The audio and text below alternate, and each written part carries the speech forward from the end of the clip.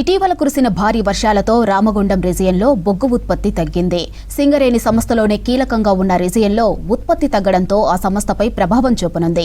వర్షాల ప్రభావంతో గత నెలలో 1.52 మిలియన్ టన్నుల బొగ్గు ఉత్పత్తి వెనుకంజలో ఉంది. మొత్తంగా 6 నెలల్లో 2.97 మిలియన్ టన్నుల బొగ్గు ఉత్పత్తికి దూరంగా ఉంది.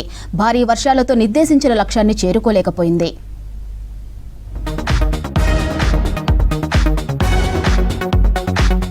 ఇటీవల కురిసిన వర్షాలు బొగ్గు ఉత్పత్తిపై తీవ్ర ప్రభావం చూపిస్తున్నాయి. సంస్థ సెప్టెంబర్లో 5.07 మిలియన్ టన్నులకు గాను 3.55 మిలియన్ టన్నుల బొగ్గు ఉత్పత్తిని వెలికితీసింది. ఈ నెలలో కేవలం RG1 మాత్రమే 100% బొగ్గు ఉత్పత్తి చేయగలిగింది.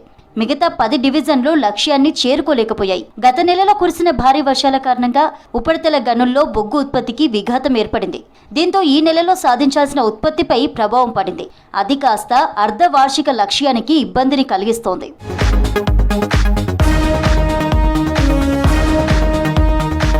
రానున్న 6 నెలల్లో 44.26 మిలియన్ టన్నుల బొగ్గు ఉత్పత్తి సాధించాల్సి ఉంది. 72 మిలియన్ టన్నుల వార్షిక బొగ్గు ఉత్పత్తి లక్ష్యాన్ని చేరుకోవాలంటే 6 నెలల్లో నిర్దేశించిన లక్ష్యాలను అధిగమిస్తూ ముందుకు సాగాలి. గడిచిన 6 నెలల్లో కేవలం 27.74 మిలియన్ టన్నుల ఉత్పత్తి సాధించిన సింగరేణి రానున్న 6 నెలల్లో వార్షిక లక్ష్యాన్ని చేరుకోవాలంటే నెలకు 7.4 మిలియన్ టన్నుల బొగ్గు ఉత్పత్తి సాధించాల్సి ఉంటుంది.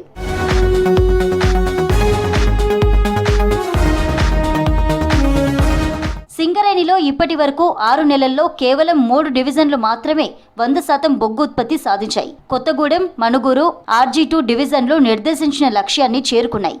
6 నెలల్లో కొత్తగూడెం డివిజన్ 102% సాధించగా మణుగూరు 100, RG2 డివిజన్ 110% ఉత్పత్తి సాధించాయి. ఇక మిగతా డివిజన్లు చాలా తక్కువ శాతం బొగ్గు వెలికి తీశాయి.